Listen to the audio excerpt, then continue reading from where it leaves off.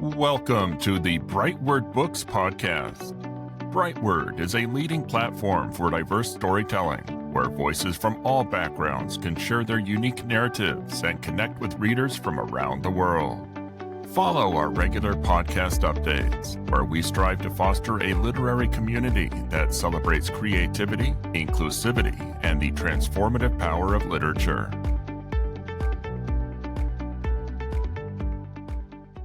Welcome. Today we have Lawrence Lambelet with us, who is a retired engineer who became a patent practitioner in an encore career. Larry was involved with product development in a pharmaceutical company, and one of the products he developed, DialPack, is a successful pill dispense package, now in the archives of the Smithsonian Institution. Larry is licensed to practice as a patent agent of the U.S. Patent and Trademark Office, and he's written and prosecuted patent applications for a number of clients. All patents, of course, solve problems, so this is a natural domain for Larry to occupy. Indeed, curiosity about unresolved problems informs several of the essays in his book, Musings, Vietnam, Conjectures, and more, which is a heartfelt attempt to reconcile the war with his own experience of it, and to examine its teachings for today's conflicts. We're delighted to have him with us today. Larry, welcome to the podcast. Thank you, John. It's a pleasure to meet you. Pleasure to meet you. Perhaps to start out, I'll ask you, why Vietnam? Why was that your subject matter? Well, to put it simply, that's just simply been a lifelong quest of mine, not a single moment of interest. I was a participant in that war, which was at the center of a cultural revolution during the 1960s, when I was in the early 20s, some of my formative years. As I mentioned in the book, I am a part of the lost generation, the generation that grew up in the affirmation of the greatest generation, my father's generation. And that was a generation that won World War II with great sacrifice. World War II is generally considered to have been a, quote, holy war in the context of good over evil. This was a culture where I grew up, where the terms honor and duty were very much relevant. Those words today are rarely spoken outside of the Marines, actually. Vietnam is often viewed as a contentious war. It was a significant focus of the protest movement in the 1960s. This is where young people perhaps began to express their opinions, perhaps for the first time, even. And the 60s were the formative years of what I call the me first generation or mentality of the 1970s. I could sort of name it the selfish generation. At the same time, men drafted into the military, or this is at the time of Vietnam, in the 1960s. Young men were drafted into the military, whereas today military is a volunteer service. Those that go to work today are those that have chosen that path. Not so in my time, even in wars of earlier times that we have participated in. At the time of Vietnam, which followed the Korean War, some young people abandoned their citizenship and escaped to Canada as much to protest what they felt was an ill-conceived exercise as to avoid being drafted. I took a different route. I felt that it was the test of my generation, the time to me to step up, so to speak, as I saw my father and my uncle before me, one in the Pacific, one in Europe, had also stepped up. So I had a duty, and World War II was a clear-cut moral challenge, and the conflicts since that war, the conflicts of the Cold War, were not so clear-cut. They have been fuzzy in the public mind, and certainly in my mind. I think the central question of the piece that I wrote was, did 58,000 of my colleagues in arms die in vain? And I believe my grandchildren deserve an answer to that question. Interesting. And I think the word that you use there, fuzzy, is telling. I think we can all relate to what you mean by that. Good. So you talk about conjectures. Help us understand, what do conjectures or imagination have to do with understanding the war or understanding different peoples? Well, I think conjectures raises the question of fuzziness. That was a word that we've already used. If there's a central theme to this whole thing, it has to do with the fact that life is about complexities. And that I think what is attempted by most of the exercises or the essays, there is an attempt to try to work through some of the complexity. I don't think there are easy answers or even the answer to anything, but I think it's worthwhile to mull over them, to muse about them, to think about them, spend some mental exercise time. I think that's revealing in many ways. I think that's what I attempted to do with the piece on Vietnam, was try to settle the issue in a way that I could feel comfortable with, and that I could try to relate that to what's going on today in Ukraine and maybe in the world today to someone younger than me. So, Absolutely.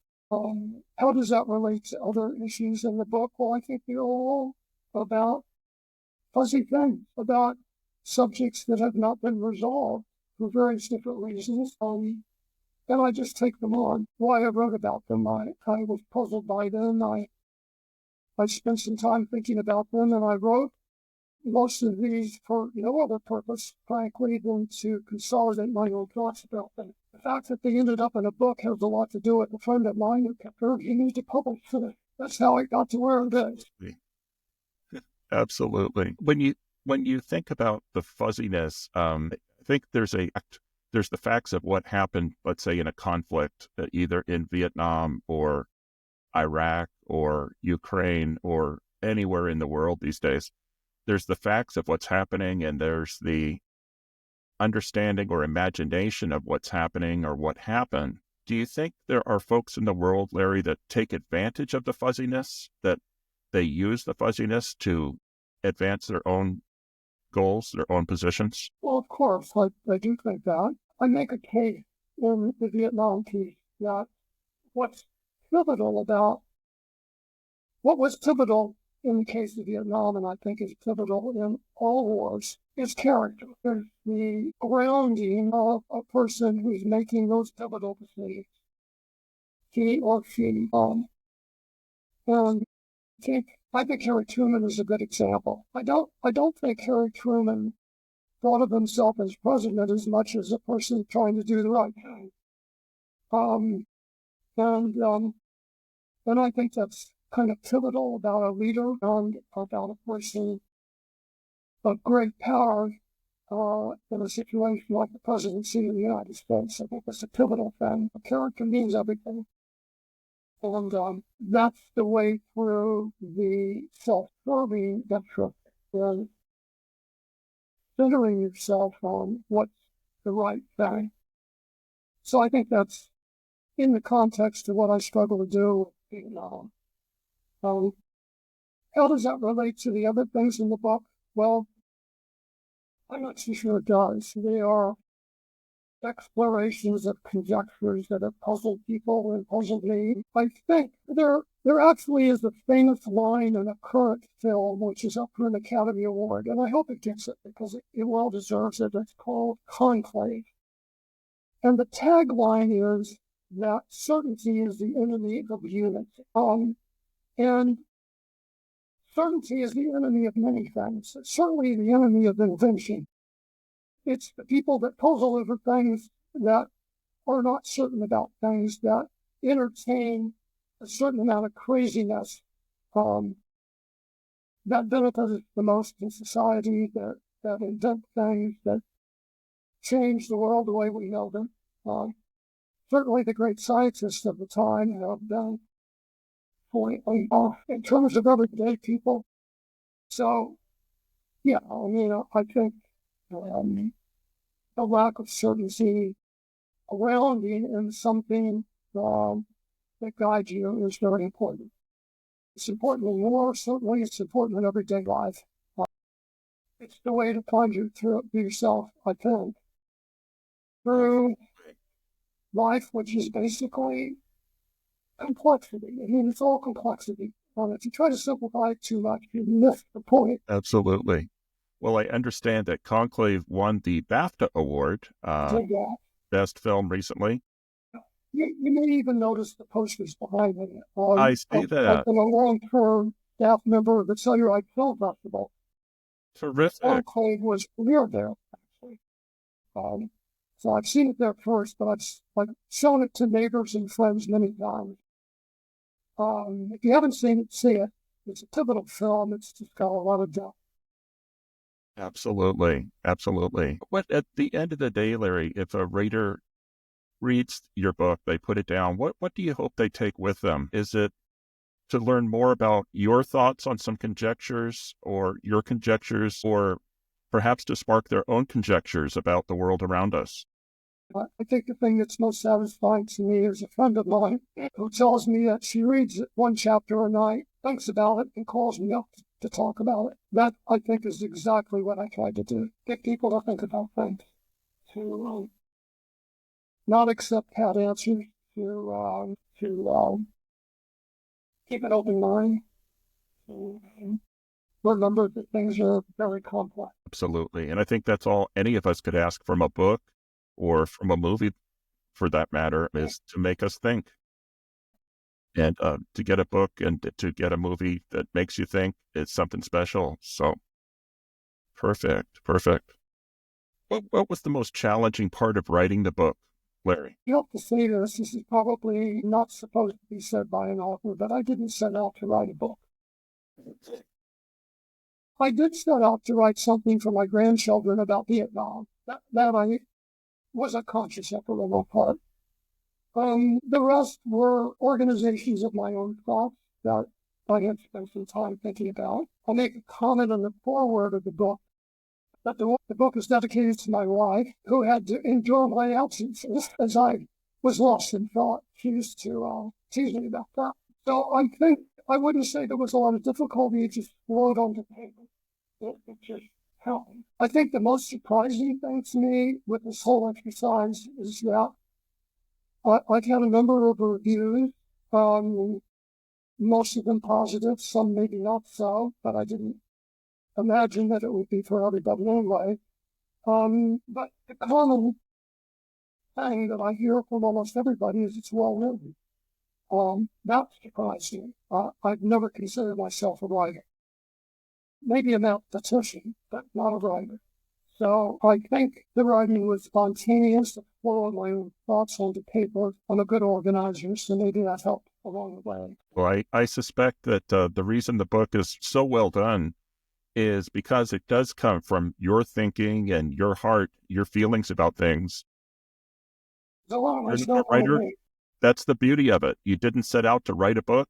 That's the beauty of it. Perfect. Larry, do you feel like that was the one book that you had in you, or has it inspired you to continue thinking and continue writing? Well, that's an interesting thought. Somebody last night told me, what's your next book?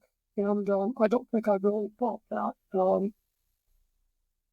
Yeah, I considered it a singular effort. I think if it goes anywhere, or if it becomes a success in some way, I think I would consider following it up. I don't know what the subject matter would be. Maybe more essays about things that intrigue me. I don't know. It's a genre unto itself. I think that's been fed back to me. There's a lot of people that write a book quite disjointed, if I can put it that way, or a combination or a collection of things that do not appear to have a common theme other than just puzzles or, questions. I don't know, to be honest with you. That's a fair answer. I'm along for the ride. I want to see where it goes. Well, we're sure glad you're along. I'm sorry. We're certainly all so sure. We're all glad that you're along for the ride, and that through your writing, you've allowed us all to partake in your conjectures and your thoughts about things. Well, thank you for that.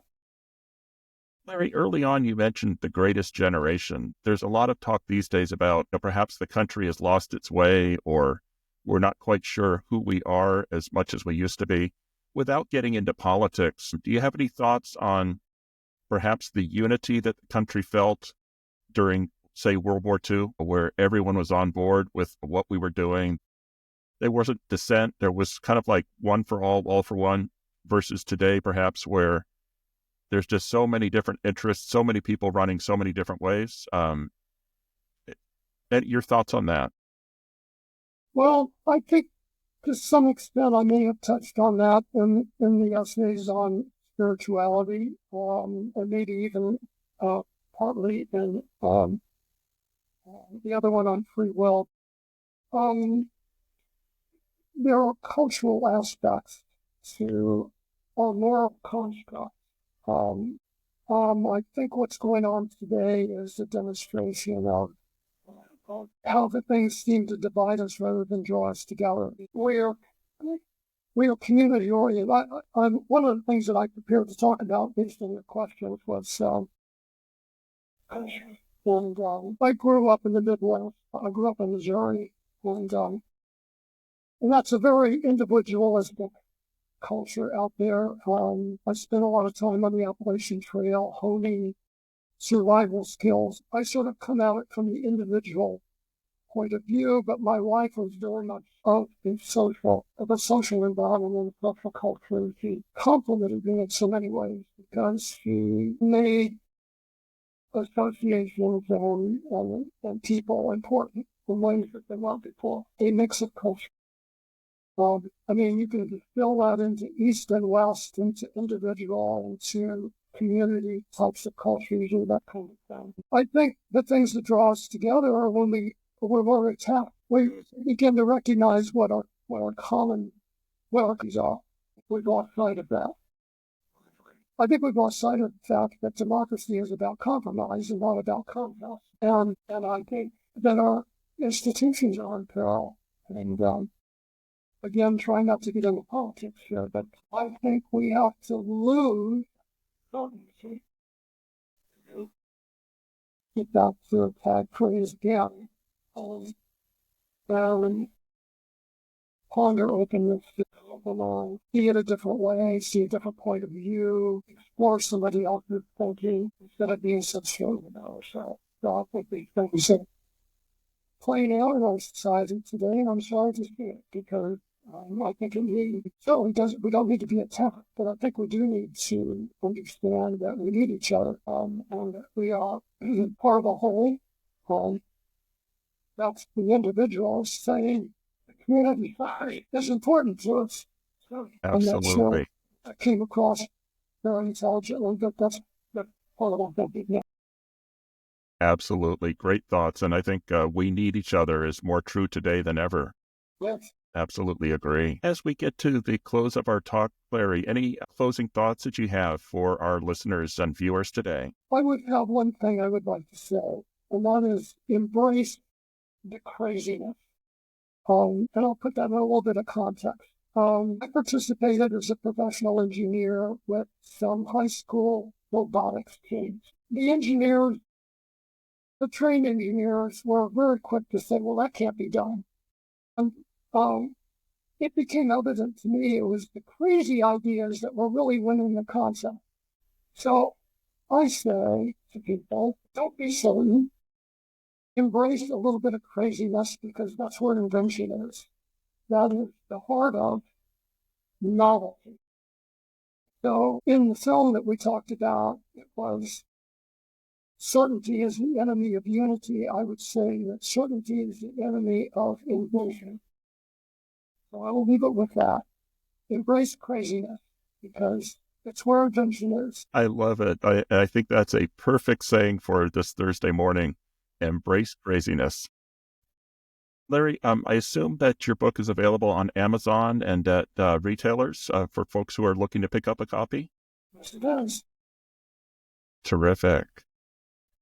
Well, thank you so much, Larry. It's been a wonderful discussion.